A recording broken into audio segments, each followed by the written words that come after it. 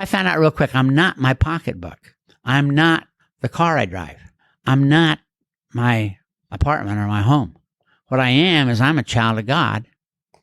And so let's find out if you like that guy before we spend all that time getting involved. And so all those character defects can be dealt with the same way. You're going to have to quit doing them and pray to have God change you. And then God's going to change, because nothing changes by writing about it. You're still a sober horse thief is what happens. You got sober and nothing's changed until 6 and 7.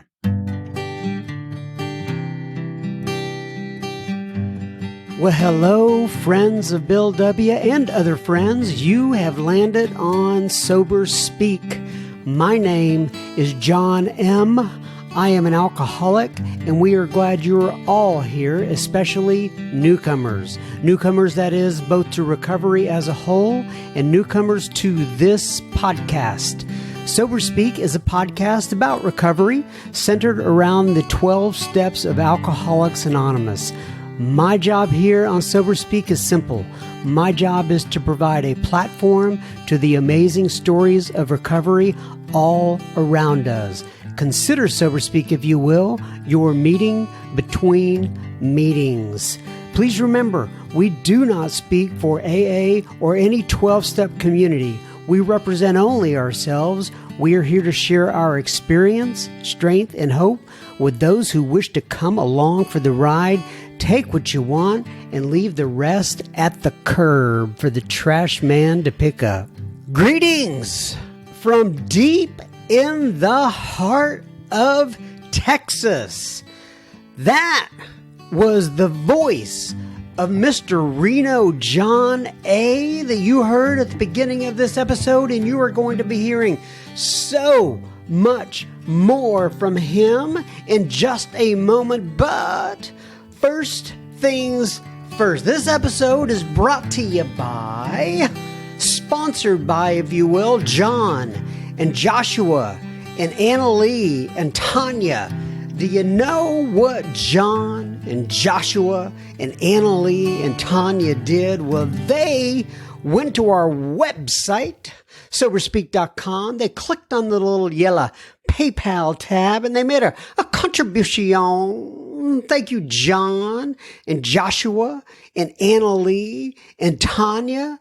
This episode is coming right out to you. Just as a little side note here, my wife, the lovely Mrs. M, has recently been listening to the podcast, my podcast, actually a little bit more. She really doesn't listen to it that much, but after one of her walks the other day, and she goes out and walks and listens to it, she said, "Why do you do all that silliness on the front end of the podcast?"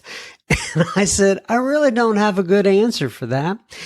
And it's interesting because she has to live with my constant gibberish, so she probably doesn't appreciate it very much. And I know there are others who have written in and say they don't appreciate it as much as well. But all I can do is be true to myself. And just as another side note, Miss Ashley came up to me in the meeting today, a meeting that we have here in the Frisco group. And she said, "Hey, I want to let you know that me and my husband, Arthur, listen to you. And we absolutely love that gibberish and silliness stuff that you put on the beginning of the episode. I think it's fantastic." So you can't please all the people all the time. Anyway, John M., just another bozo on the bus, will be the chairperson for this meeting between meetings, and I am truly honored and privileged to serve all of you listening in. So take a seat, if you will, around this virtual table, and let's get started. Remember, no matter who you are or what your past looks like, you are welcome here. It is an open table to all, and we are glad you have joined us.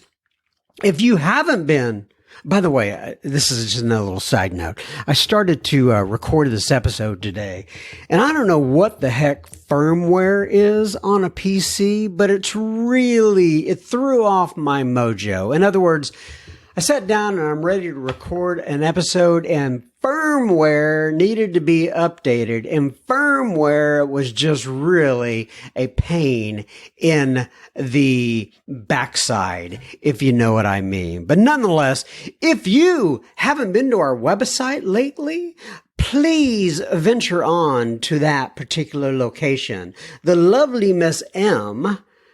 M has created a website which I think is just absolutely fantastic. And on it now, we have, let me take a little stroll over here.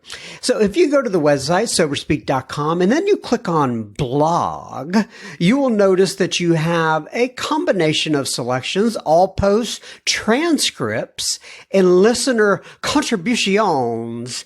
And the all posts is just all of them. And the transcripts is we've started to put transcripts of the various speakers on the website. And the reason we've done that is because we've had a lot of you request the transcripts. Some of you like to read better than you like to listen.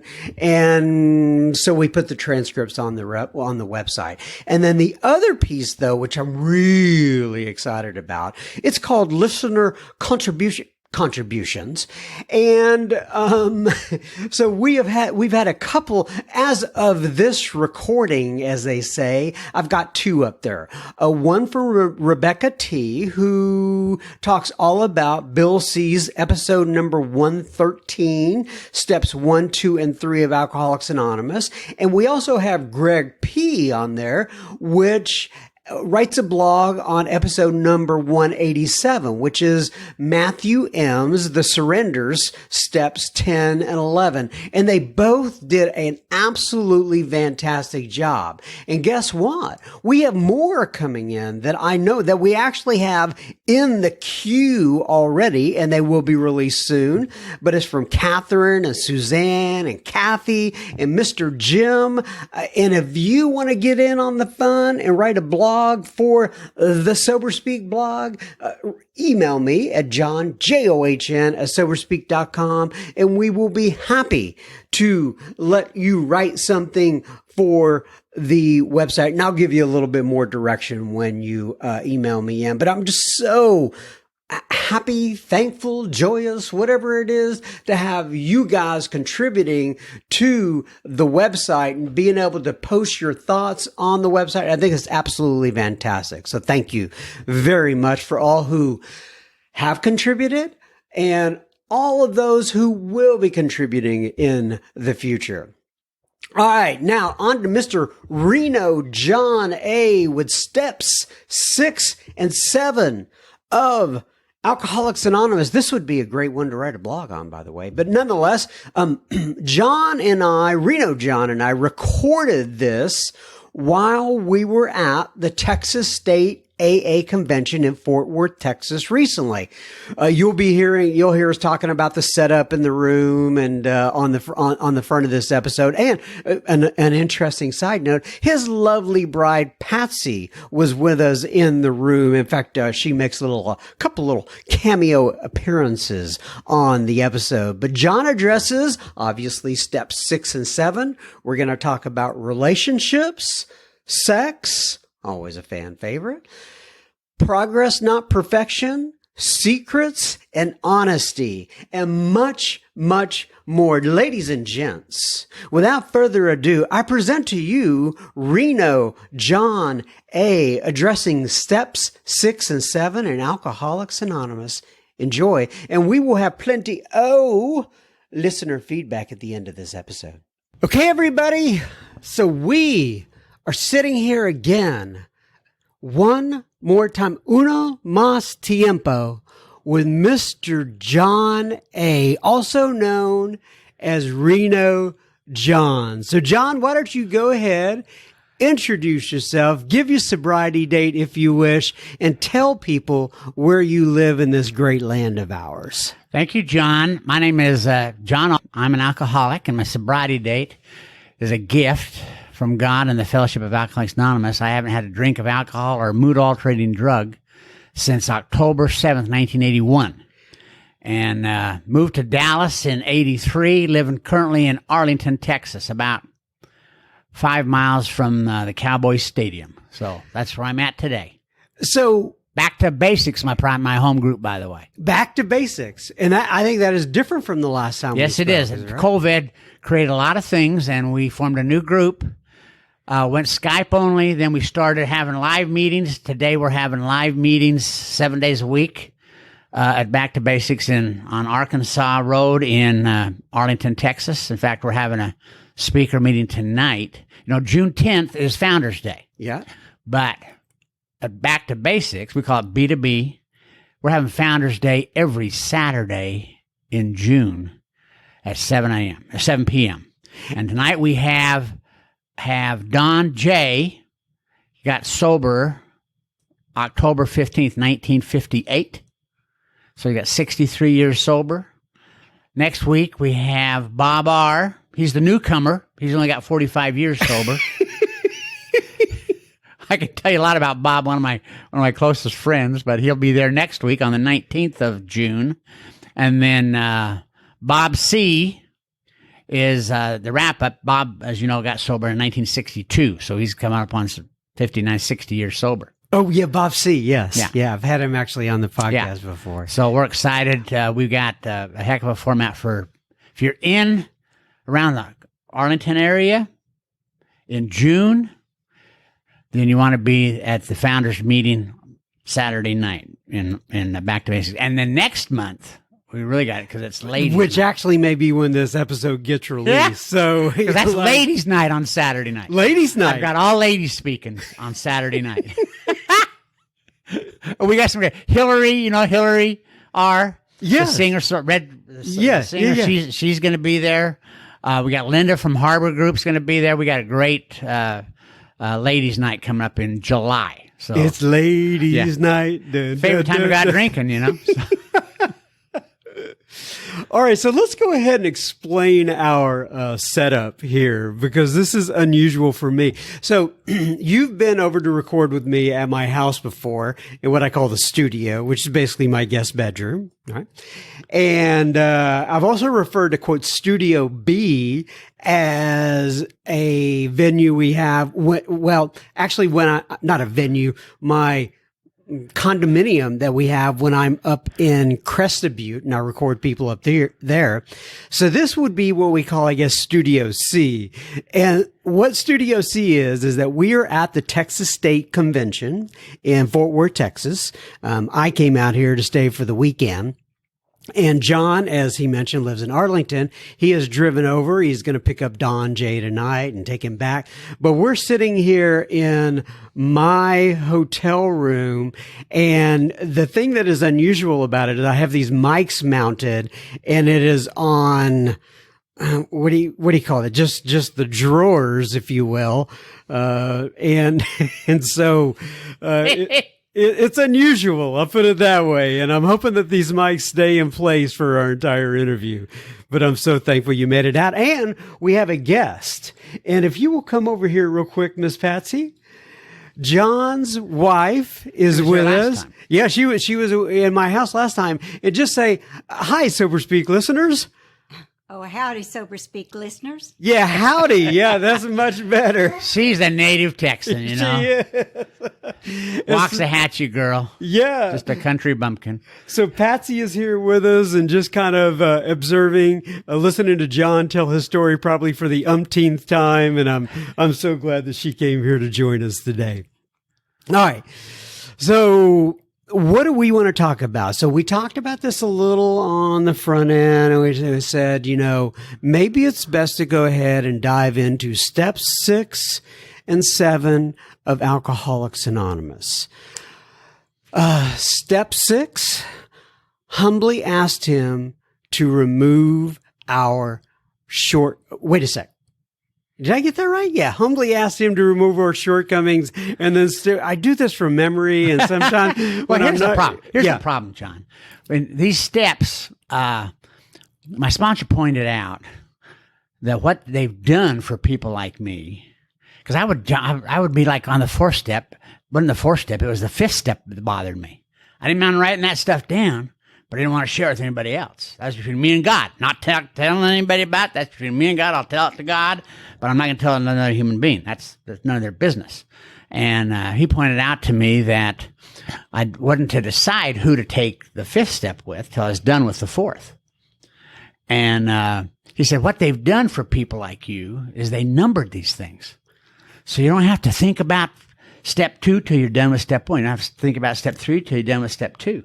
And I think the problem that people have, that I had, it gets to be we go through the process. Step 1 identifies the problem, and that we're alcoholic and can't manage our own lives.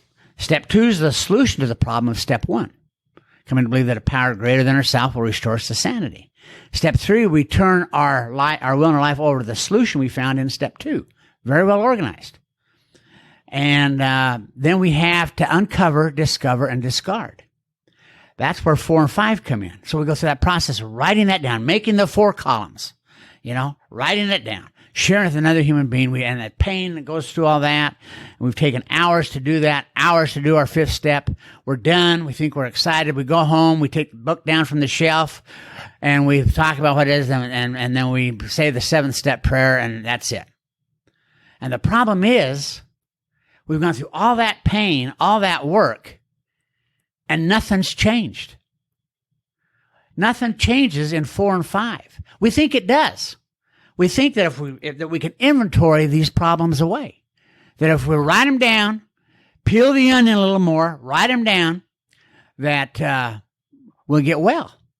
You can't inventory that away. Nothing changes in 4 and 5. I was sitting with a good friend of mine 30 years ago, 35 years ago, Kevin. Kevin died. Passed away 11 years sober. And we were both about 5 years sober. And he said, I got to go. It was Friday afternoon. He said, I got to get out of here. I got to go home and finish my inventory. I said, you wrote another inventory? Yep. That year, Kevin wrote 4 4th steps. I said, what are you doing an inventory about? He said, well, relationships. Got a problem with relationships. Got to peel the onion a little more. Peel the onion back, find out causes and conditions of why I'm having problems with relationships. I'm doing my 5th step with my sponsor tonight. And I thought, you've done 4 steps this year. He said, yeah, I got to peel the onion. I'm still having problems with relationships.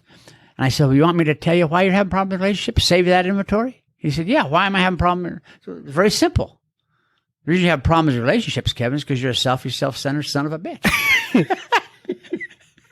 See, selfish, self-centeredness, that we believe is the root of our problem.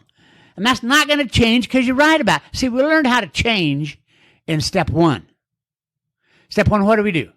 We learned that how to get rid of the desire to drink. Well, what did? We didn't drink. We talked to our sponsor about it. And we prayed to have God change us.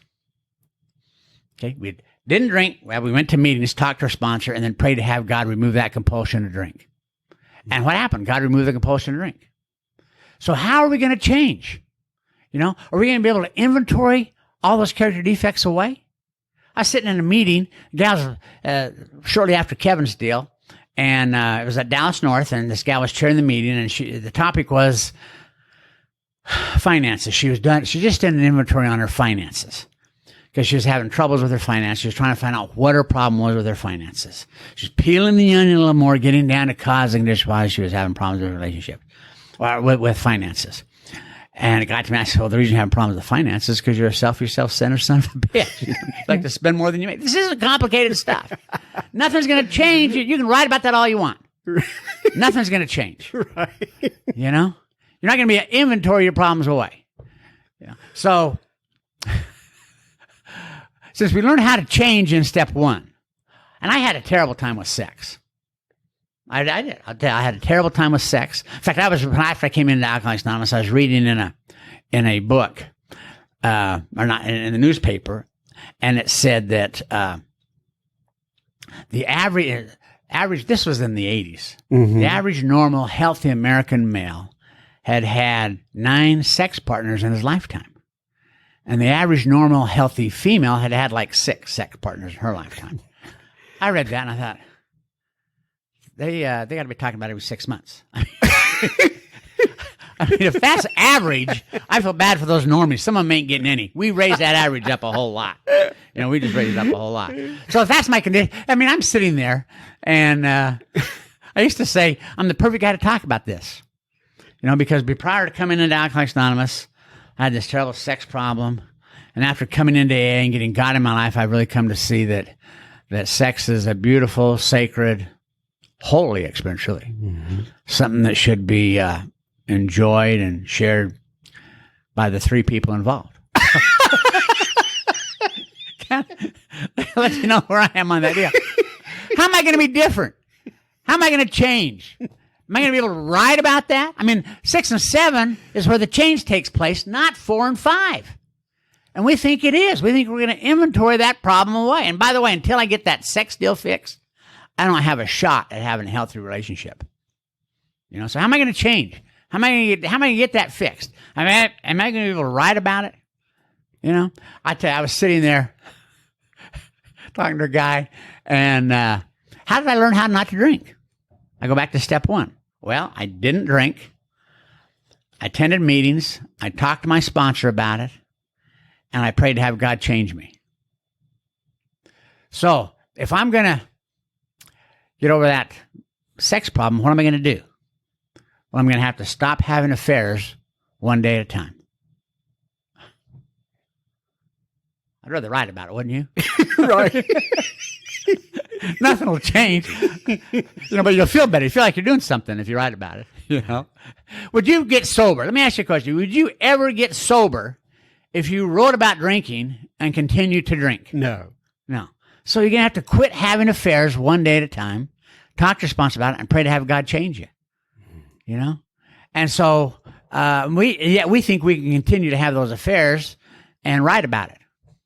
It ain't going to work. Right. Or we can continue to steal and write about stealing. Right. We can continue to have all those character defects in them. Then you have to quit doing them. Much easier to write about it. So that's when the change occurs. The change takes place in 6 and 7. So what happened is I quit dating. You quit what? I quit dating. I didn't date anybody. And I had to be alone with me. And I learned to be friends with John. And by the way, until I'm friends with John, I haven't got a shot at being a friend with you.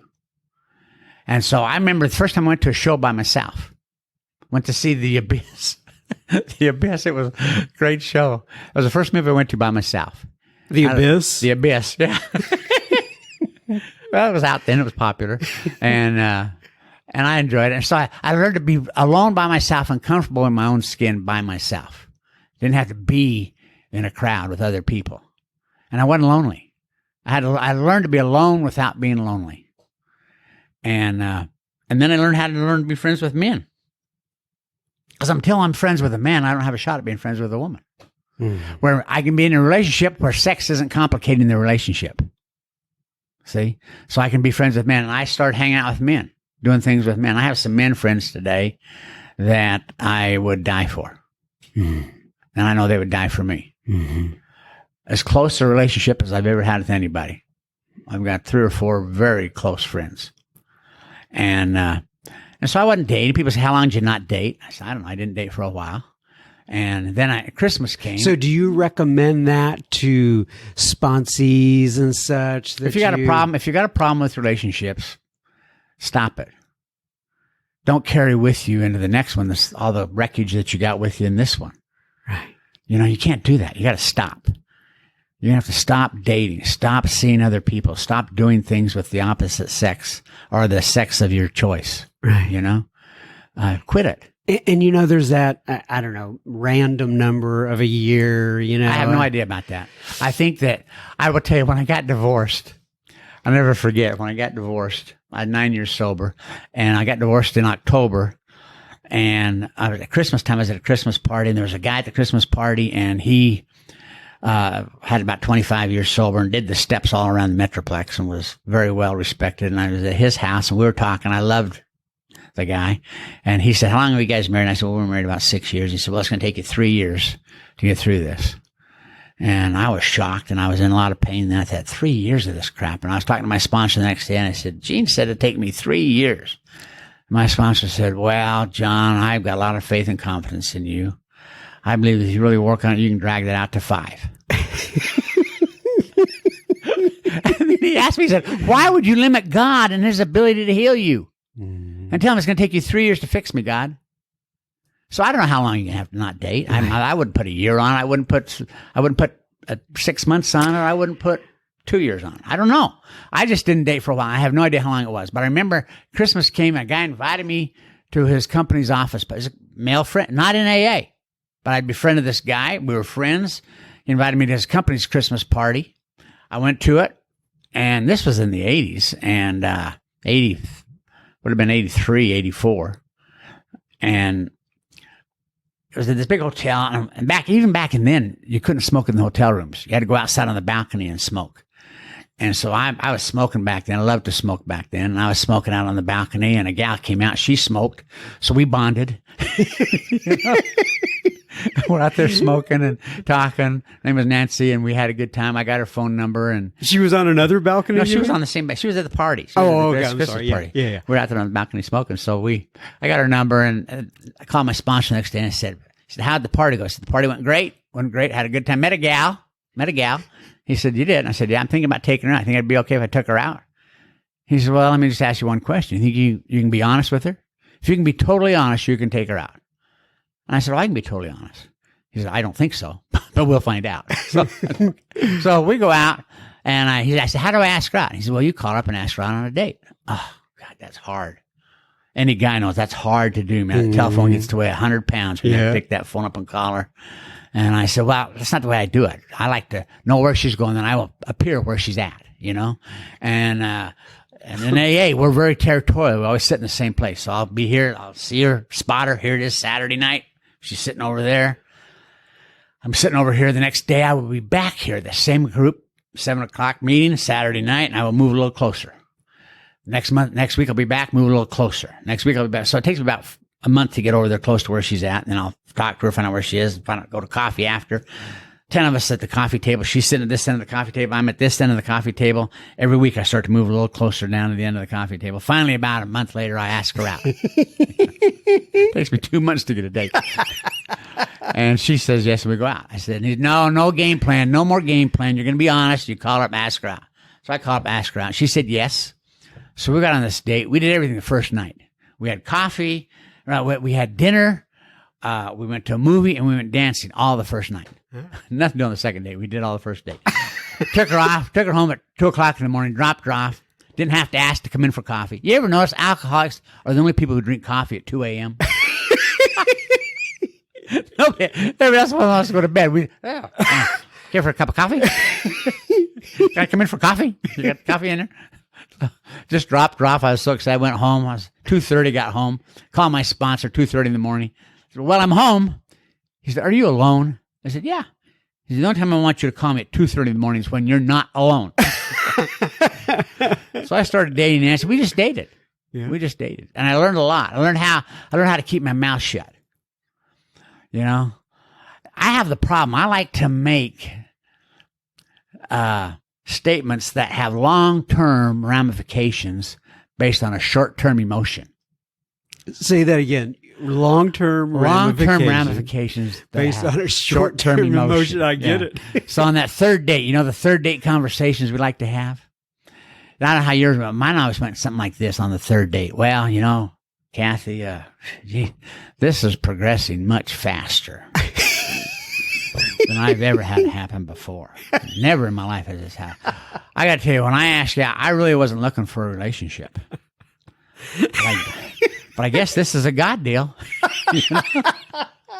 And you make that decision about where you're going with this relationship. What are we doing here? We're going to be friends. We're going to be intimate. We're going to be exclusive. Whatever you have, whatever decision you make in that third date conversation, boom, it's wrong. You blew it.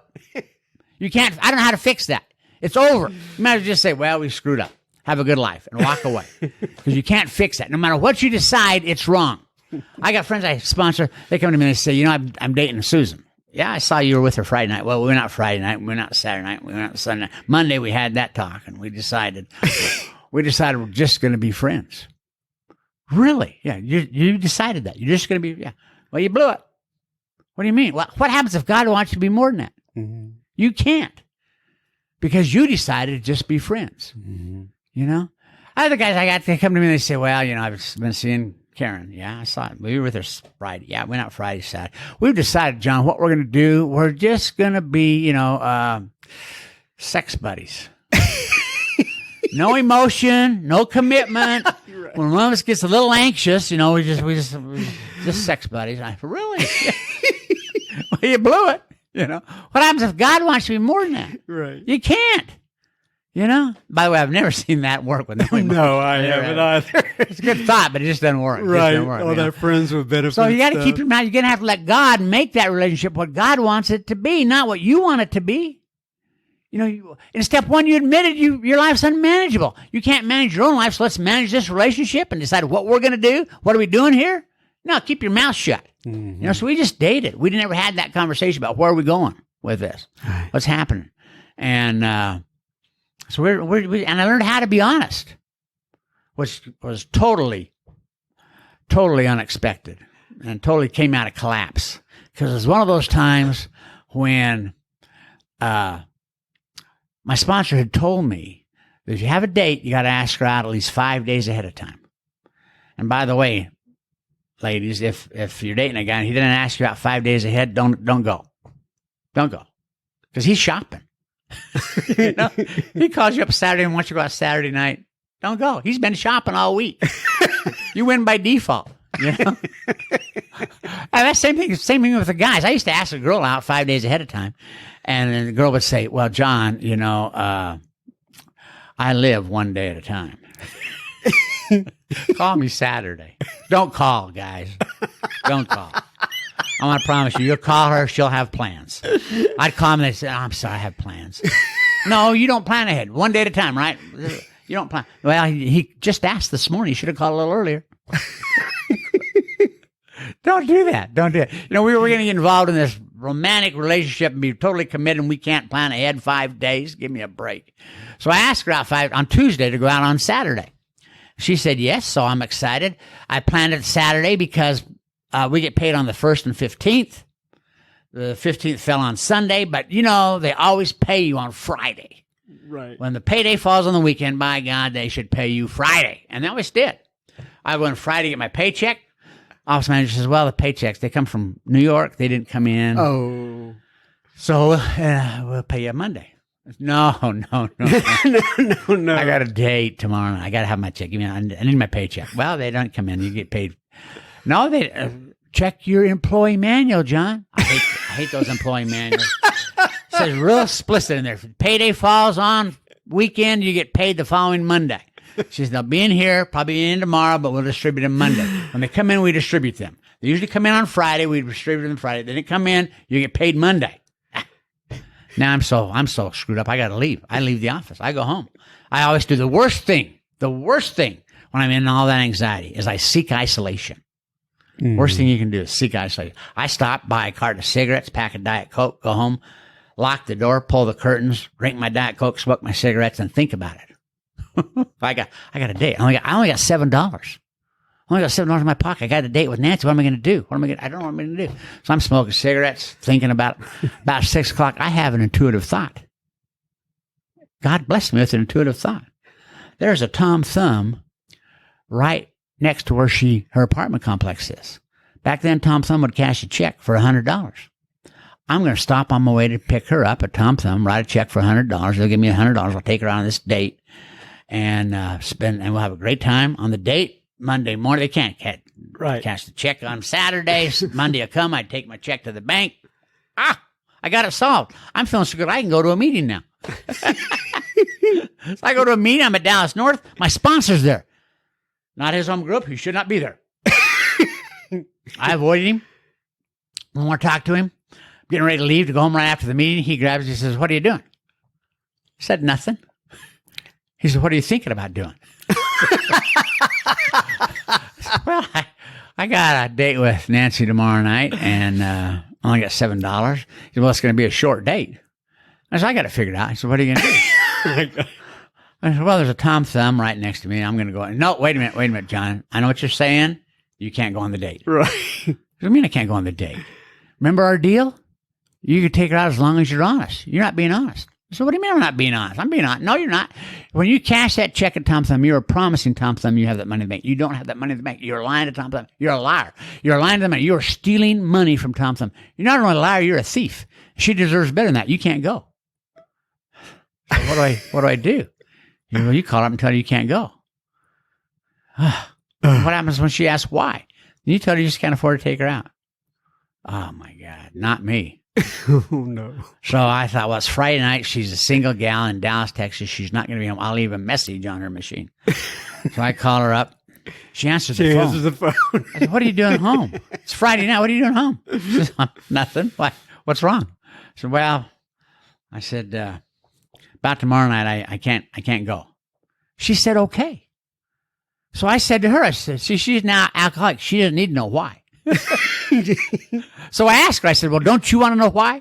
She said, well, if you want to tell me. I said, well, I was supposed to get paid today. You know, we get paid on the 15th. 15th's not till Sunday. They're supposed to pay me today. They didn't pay me today. I don't have the money. I only got $7 in my pocket. You happy?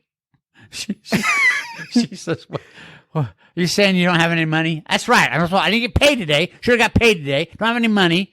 Satisfied? She said, well, listen, if that's your only problem, she said, we've been dating about 3 months at that time. She said, why don't we do this? But me to cook for you, take your $7. You young people won't believe this. This is unbelievable what happens. But back then in the 80s, they had these stores that they would put VCR tapes in these stores. They were called Blockbuster. Unbelievable. You could go down there and you could rent a movie and take it home, put it in your little machine and watch it. They call them Blockbuster dates. And she said, rent a movie at Blockbuster and I'll fix dinner. We'll have dinner over here and we'll watch a movie. I couldn't believe it. So that's not the way I do it. You know, I'm the knight on the white horse. Right. I'm going to ride into her life, scoop her up, put her on the back of my horse and ride off. A problem? I don't have money problems. Oh, money problems, baby. You need money? How much money you need, baby? I got all kinds of money. You know, money's not my problem, baby. I got money. You know, that ex-husband giving you, that ex-boyfriend giving you a problem? You give me the nod, babe. I know people. I got people, right? This is not a problem for me. I can solve your problem, babe. So I'm going to ride into her life, put her on the back of my horse, and ride off and solve the problem. That's what I am. And you find out real quick in AA, you know, that there are really three kinds of people. You have the damsels in distress. Okay, they're the ones that want you to take care of them. Then you have the Florence Nightingales. A lot of them are in Al-Anon, but a lot of them are in AA. They're the ones that want to take care of you. So you got the damsels in distress that want to be taken care of. Florence Nightingales want to take care of you. And quite frankly, I'm kind of bi in that area. I can go either way. I just need to know, do you want to take care of me or do you want me to take care of you? I don't care. You know, one of us is going to take care of the other. I just need to know which one you are. And then I can play the other role. It doesn't matter to me. And then you got the healthy ones. But don't worry about it. You'll never find them. Because your broker is so broke, it'll never get fixed. Finding a good relationship in AA is like finding a parking spot at Christmas time. You never find one. In fact, and if you do, it's going to be marked handicapped. And it should be marked handicapped in AA. I'll tell you that right now. So anyway, I don't know how we got off on that, but I don't know. I'm gonna. See, I like to paint this picture of what I think the girl wants. I don't know if that's what she wants or not. When I paint this picture, what I think she wants, and then it takes about 6 weeks for her to say, wait a minute, this picture of what this guy's been painting to me doesn't match up. You know?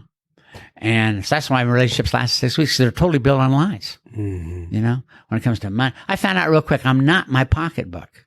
I'm not the car I drive. I'm not my apartment or my home. What I am is I'm a child of God. And so let's find out if you like that guy before we spend all that time getting involved and all that emotional energy and getting involved in it. Let's find out if you really know who he is. And so all those character defects can be dealt with the same way. How's that? You're going to have to quit doing them and pray to have God change you. And then God's going to change, because nothing changes by writing about it. You're still a sober horse thief is what happens. You got sober and nothing's changed until 6 and 7. Okay, so you I'm thinking about the people now. And it even makes reference to this, I believe, in the 12 and 12, about how we come to God, we ask Him to remove our drinking problem, basically, and we're placed in that position of neutrality. But then some of these other things that keep cropping up for years and years, whatever it may be. And no matter how many inventories I do, no matter how much talking to my sponsor I do, it just seems as if I can't shake this one or two, or possibly three things, whatever it is, right? There's always that big issue. So are you able to talk to those people that are out there thinking, I get what you're saying, John. It's not going to change till I change, but for whatever reason, I can't seem to shake this. Yeah. Because I think what happens is really pretty simple, and it's very normal. I think what happens when you come into AA, you're on a really broad path. See, because here's the problem. I don't even know what my character defects are today. I don't know what's right or wrong. You can tell me, I'd quit doing that. You shouldn't do that. How many times people tell you shouldn't drink like that? Right. And you wanted to quit. Couldn't do it. Till you're ready to quit. And you can tell me all you want. Don't do that. But until it bothers me, I can tell you this. There are things that I did last year that I can't do this year. Right. If I'm going to be comfortable in my own skin. There are things I'm doing right now that I won't be able to do in a couple of years. Mm-hmm. That's called progress, not perfection. Mm-hmm. And we love to beat ourselves up. Some of the stuff we need to quit now. Right. Because they're really damaging a lot of you and a lot of other people. But I think what happens is when you come into AA, you're on a really broad path. You can run all over that path. As long as you don't drink, you're okay. Mm-hmm. And then a few years go by and the path gets a little narrower on you. And now you're doing the same stuff you were doing last year, but not drinking, and you're off the path. You're in the weeds and stumbling over rocks and bushes and weeds and stuff. And you got to give a couple things up. And then you're back on the path. You're okay. Now, as long as you don't drink and do these two things, you're okay. And then the path gets a little more narrow on you. And now you're off the path again, and you got to give up a couple more things. And I said, that's progress, not perfection. It's really, the path doesn't really get narrow on it. It's like an hourglass. Because it opens up. The more I'm able to surrender to God, the more freedom I actually have. When I came into AA, I gave up alcohol. Did I lose any freedom? No. Gained a boatload of freedom, didn't I? Right. It's like an hourglass. The more of those character defects I'm able to surrender to God, the more freedom I'm able to have. And the more I hang on to them, the more pain and anguish it causes. And it's progress. We're going to come into AA and we think that after 6 or 7, the character defects are gone. They're not. That's why they keep talking about progress, not perfection. Now, I remember there was an old timer at Preston that I love. His name is Bruce Ligon. He's passed on now. Bruce had 40 years in the 80s, and Bruce, would sit in meetings, and when he would share, he would share very little. Words. His words were maybe 1 or 2 sentences in the whole thing. But and we were talking about character defects, and he said, "Well, I've come to see that age will solve a lot of your character defects." That's true. You just don't have the energy to do that crap you used to.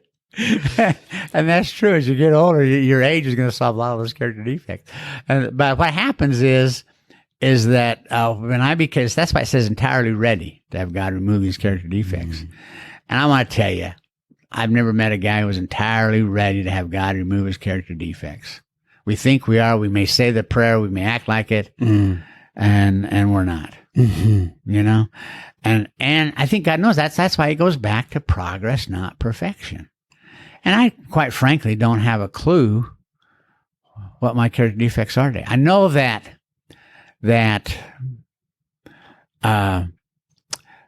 those character defects always create problems in your life. I know nothing bad has ever happened to me. Never has. I mean, was it bad that I got arrested and I got thrown in jail? I got 40 DWIs. I went to jail a lot for public intox. Was that bad? The best thing in the world that happened because it got me here. Mm-hmm. How can I say that was bad? Because it got me here. Was it bad that I lived outdoors and was homeless and got down 135 pounds, didn't eat, had no place to live, was sober for a year when that happened? Was that bad? Best thing in the world ever happened because it got me here. So how can I say that's bad? Nothing bad's ever happened to me. And many of these defects, I believe that others can see in as like, I don't know about your wife, Patsy, but my wife, I'm sure she can see things in me that, I'm just blind to, and they come up in time.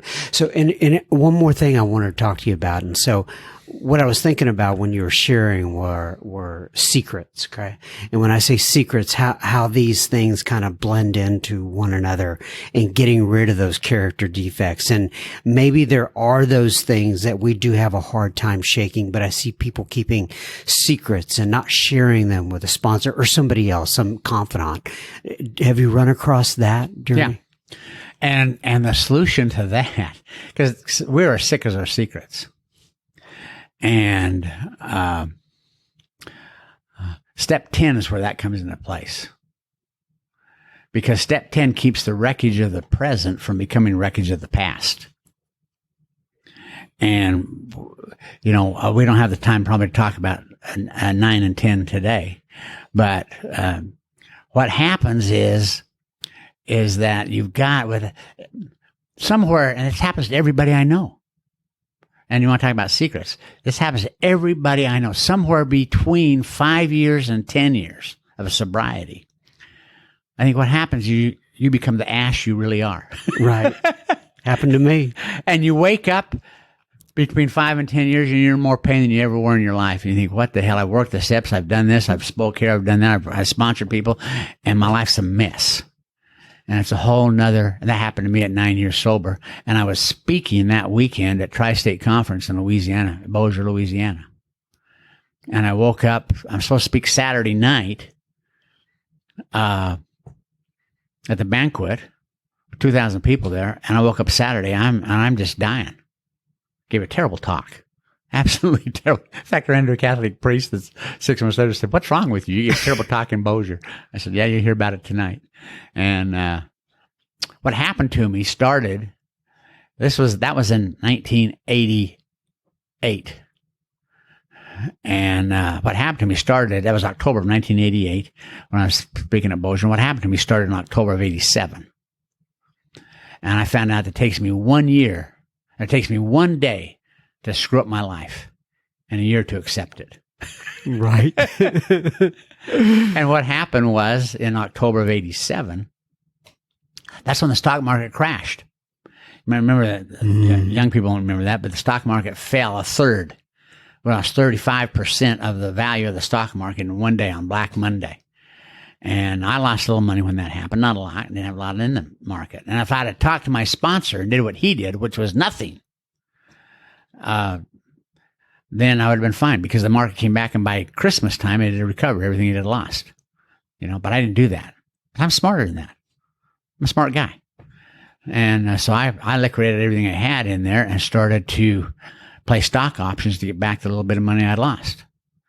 And over the next year, I lost about 40 times as much money as I lost that day. 40 times. And the thing that was making me sick is nobody knew. Nobody knew. My sponsor didn't know. Nobody I sponsor knew. Nobody knew what was going on. My wife didn't know what was going on. And by the way, one thing I forgot to tell you, the money I lost wasn't mine. Okay, it kind of was. It kind of was. I had signed a note at the bank. They loaned me this money on the signature note. And I lost that. So I had this huge pile of debt. Wow. I had this huge pile of debt that I'd lost, and nobody knew except me and the bank. And the note was coming due.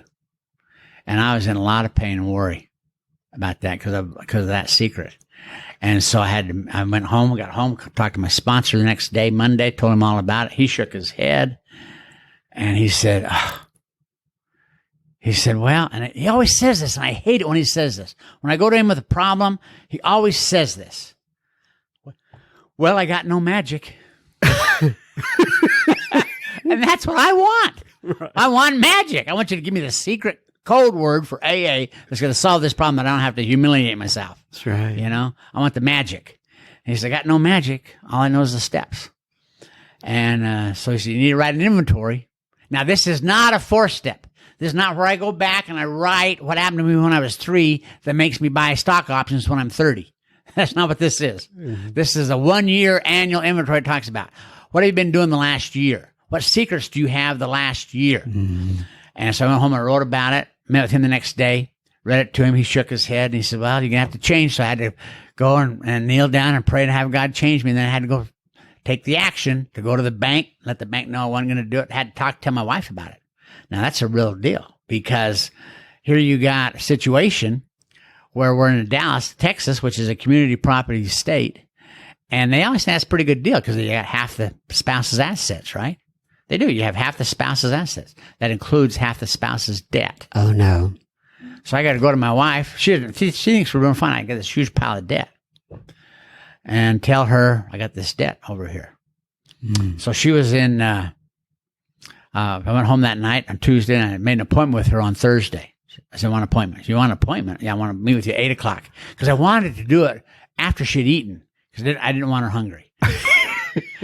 And I wanted to do it before she got tired. I didn't want her tired. So I picked 8 o'clock, perfect time to do this. I knew she would get angry, and then I'd figure I'd be lonely. You know? But Hulk comes along, and they're hungry, angry, lonely, tired. So I figured I got 2 of them covered. And so we met, and I told her everything that was going on. She cried and talked to her sponsor. Things have been great. Things have been great, except for one thing. I didn't quit doing it. And the next year, however, was just the opposite. 89 was just the opposite of 88. Everything I did, I made money on. June 10th of 1989, I made a fortune.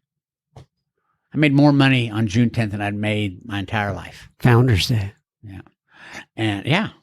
And what happened was, when you win like that, because I'm not supposed to be doing that.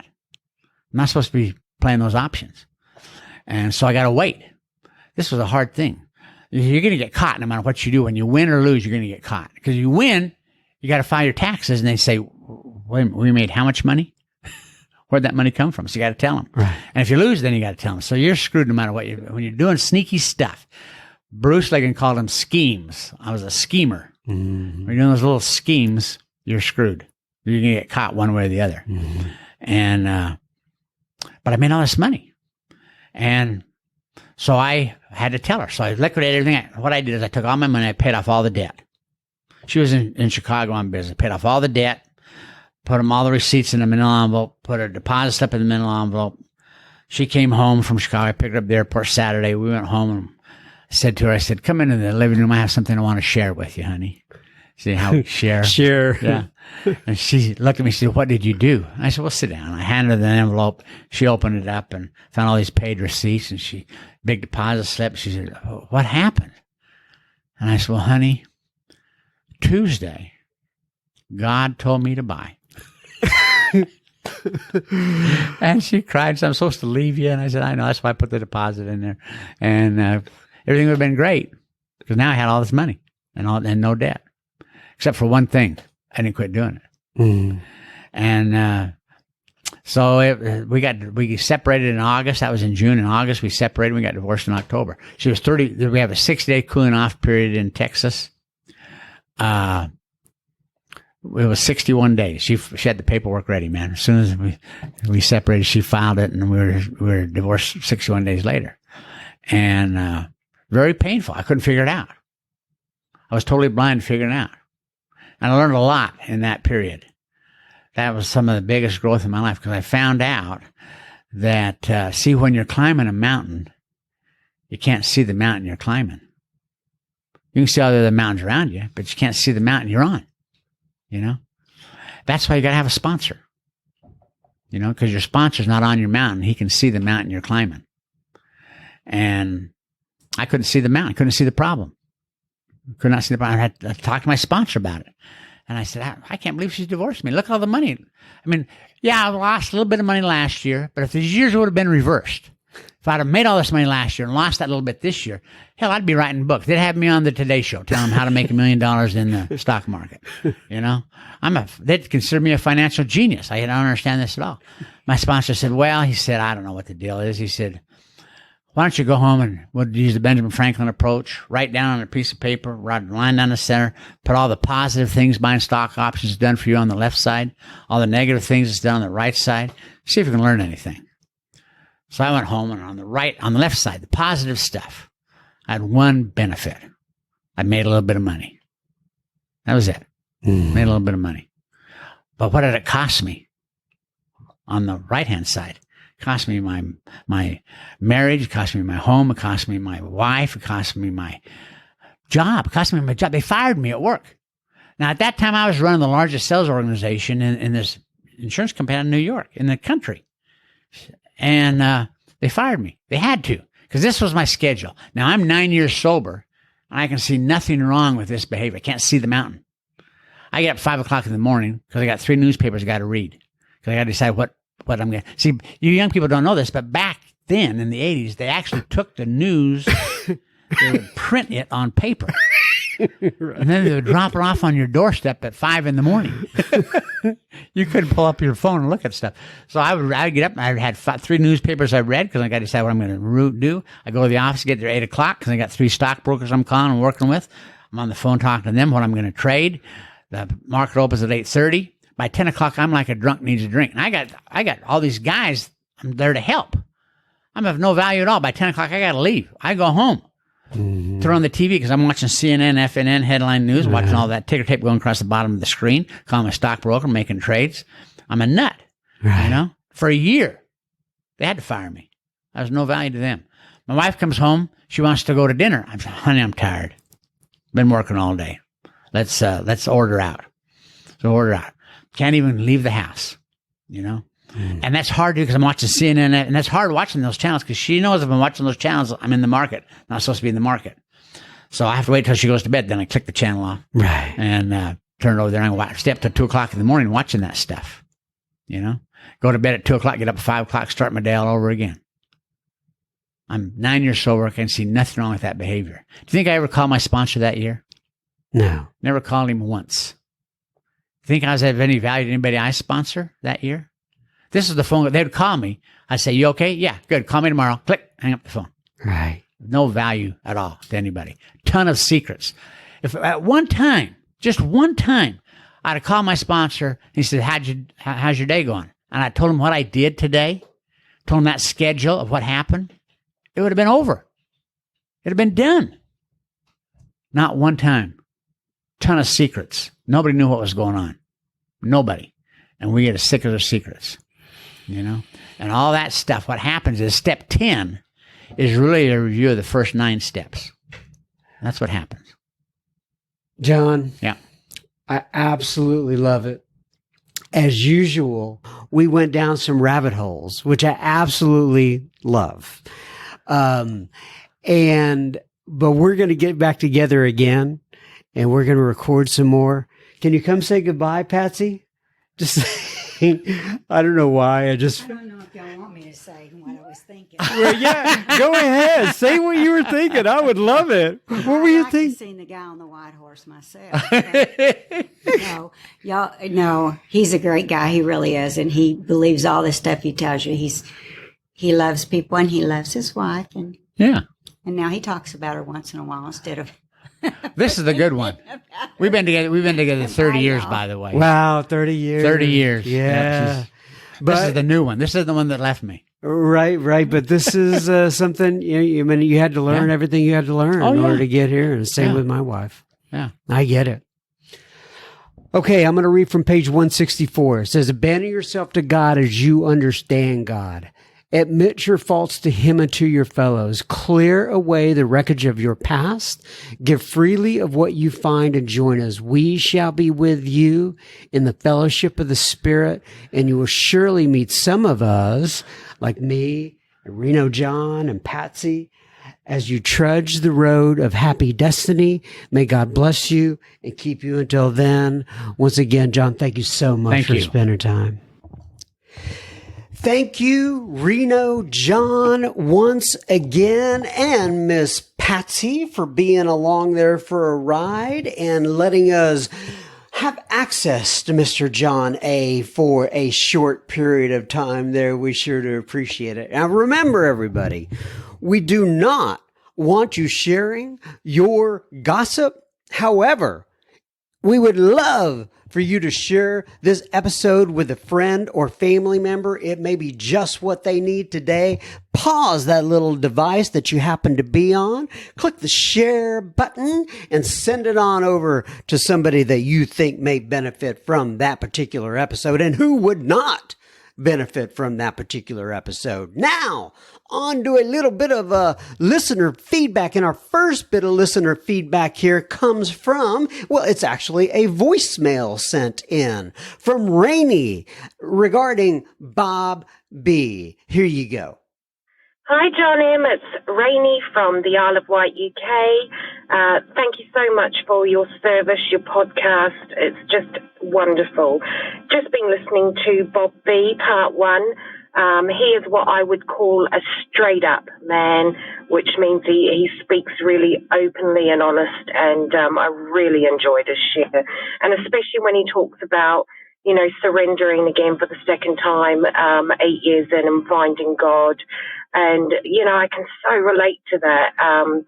And I'm sure so many other people will as well. It really, really did help just to understand exactly what we do go through when we are getting sober, and how life carries on life's terms. So once again, thank you so much. And Bob B, really, really admire your podcast. Thank you for sharing it.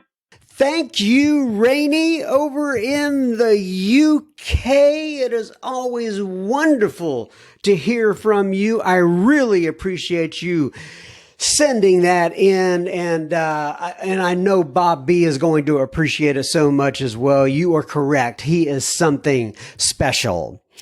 Sarah writes in, and Sarah says, "Hello, John. I live in Michigan." I'm a Michigander, she could have said, but she did not say that. I added that part. She says, "I'm a mother and a wife, a paramedic, a social worker, and I am the one who always does the fixin'." You know what? It doesn't say fixin'. It says fixing, like a normal person. Down here in Texas, you know, we say fixin', like we're fixin' to do something. Anyway, she says, "I'm always the one who does the fixing. I do not deal well with my own self-care." Obviously, she says, "I am 1 day sober." Oh, God bless you, Miss Sarah. "I finally admitted I was powerless over alcohol and drugs. I assumed in my mind that if I could go 3 months without a drink, I wasn't an alcoholic. The paramedic finally realized that, yes, binge drinking is bad. I was trying to find a podcast that spoke to me. I know it's only been 1 day, but you really spoke to me, and I loved your humor." Thank you very much, Miss Sarah. Oh gosh, how could I lose my place already? I loved your humor. The episode I was listening to was when you went to the dentist.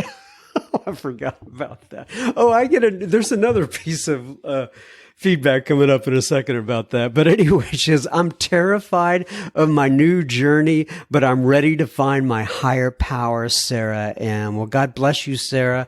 I know you will find your higher power if you just keep seeking. As they say, seek and you will find, ask. Wait a sec. Seek and you will find. Oh gosh, knock and the door shall be opened. I think that's how it goes. But anyway, Sarah, thanks for writing in, and congratulations on your early sobriety.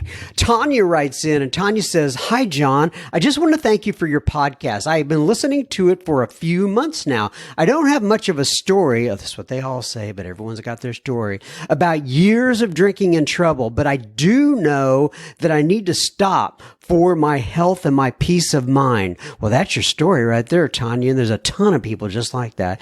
She says, "I have always overdone everything. overdrink, overeat, etc. Today I heard Patrick B, and wow, I think God sent his message straight to me. By the way, if you go and you search Patrick B on our website, what she's talking about is Patrick's episode from a long time back. He was kind of a combination of AA and OA, and she listened to that. When I say OA, that's Overeaters Anonymous. But she said, I have never been to OA or AA, but I think I will try to go now. I had no idea there were so many resources for help. Thanks again, John, for your podcast. You may have just saved my life. Oh, so that's sweet, Tanya. Listen, all I know is that I'm thankful that you allow me to be a small part of your journey. And thank you so much for writing in. Keep me posted. Now, David writes in, and the title or the subject line on this one was excess saliva.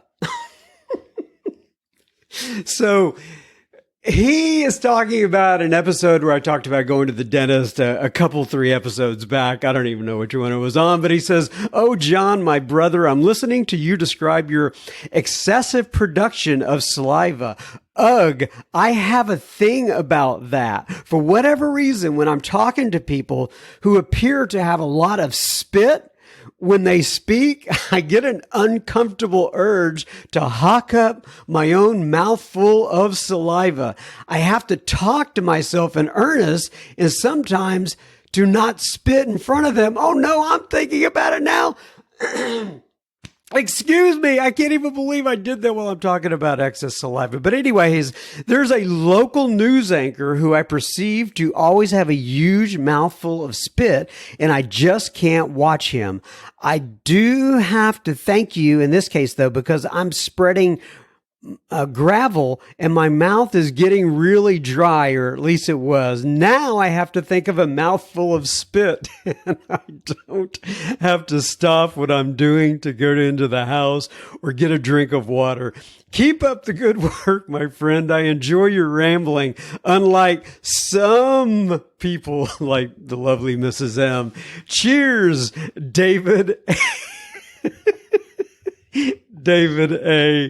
Thank you so much. I can remember when I started sharing that about my visit to the dentist. And by the way, for those of you who didn't hear it, I'm not going to go back through it again. But I remember before I started sharing this, I said to myself out loud, actually on the podcast, I'm pretty sure I said, I don't know if I should be sharing this, but I don't know. Here goes nothing.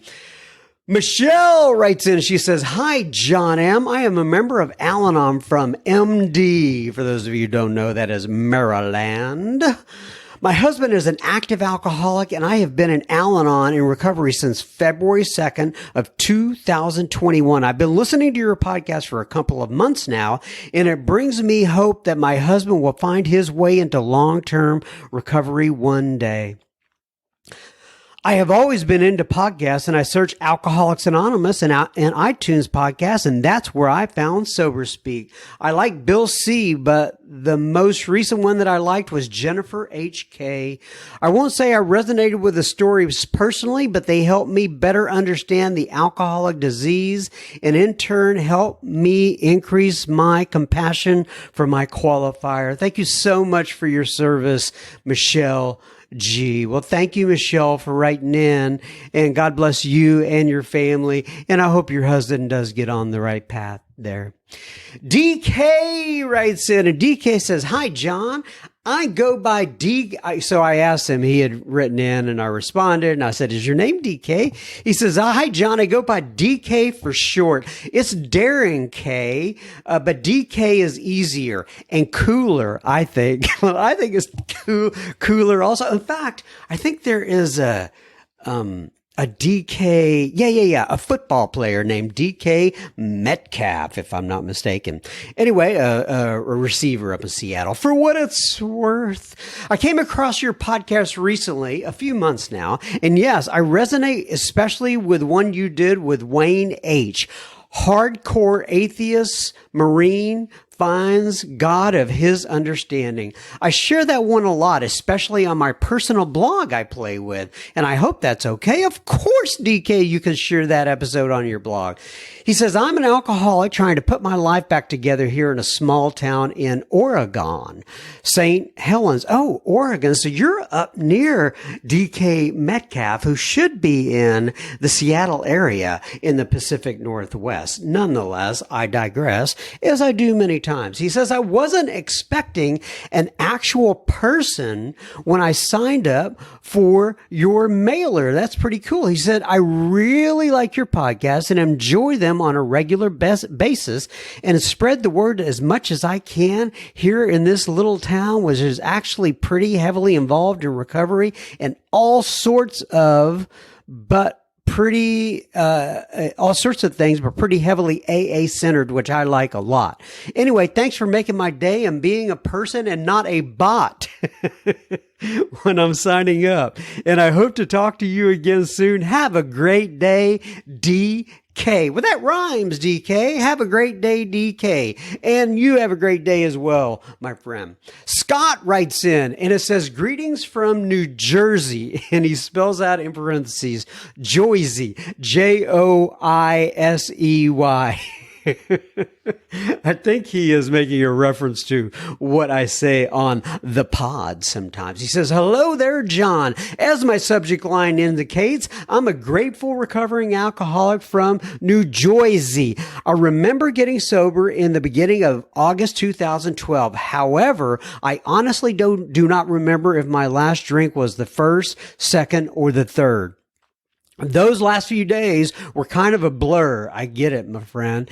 He said they were kind of a blur after one last binge. So I always say my sobriety date is August 2nd, 2012. So I will be coming up on 9 years in the next few weeks. Anyway, I have three things I wanted to bring up. Oh, I like it, the bullet points like this. One, I was just listening to Angie B, part 2, and the last line of her talk resonated with me for two reasons. The line went, quote, we are to be of service. I'm going to be of service for you. You be of service for somebody else, and we will change this world, unquote. Yes, I love that. It reminds me so much of the great work that we members of Alcoholics Anonymous are here to help each other with. But I also am a member of the Alpha Phi Omega program, a national service fraternity. I pledged in college, and I am still active in its alumni.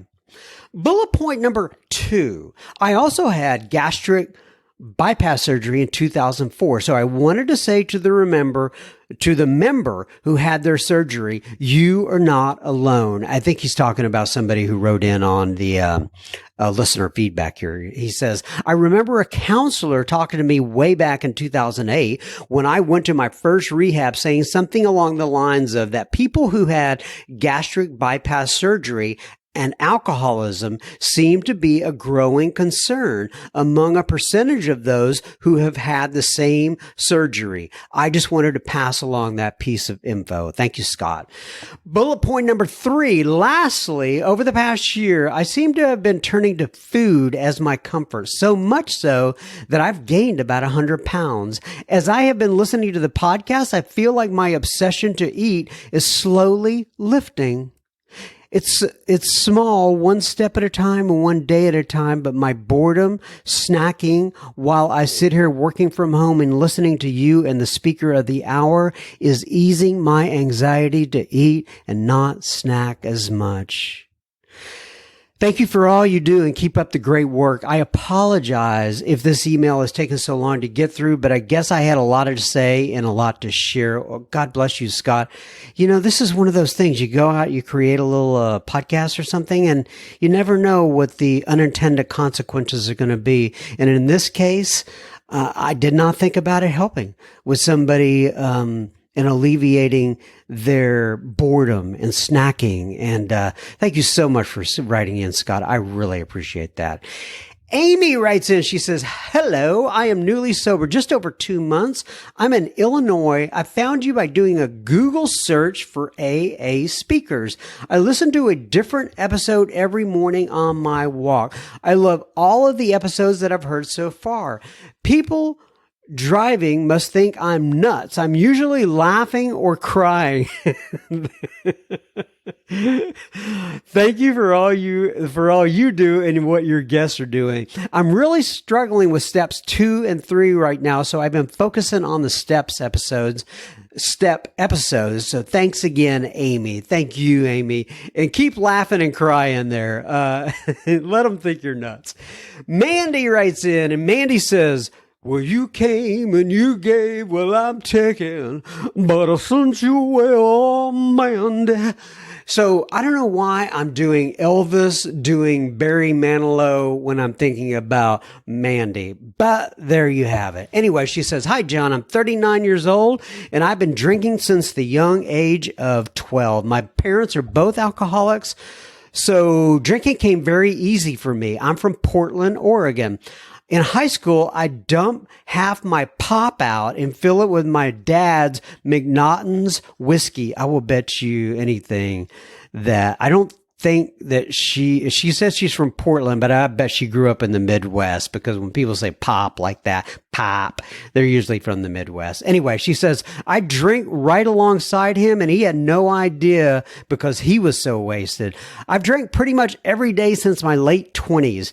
These past few years have become out of control. I'm mentally and physically and exhausted, and I've had many bottoms. I recently, in the past few months, discovered the sober community, podcasts, books, AA, etc. The longest I've lasted in the last few months have been 23 days, and I'm on day 1 again. Well, congrats, Mandy, on day 1. All I can do is keep trying at this point.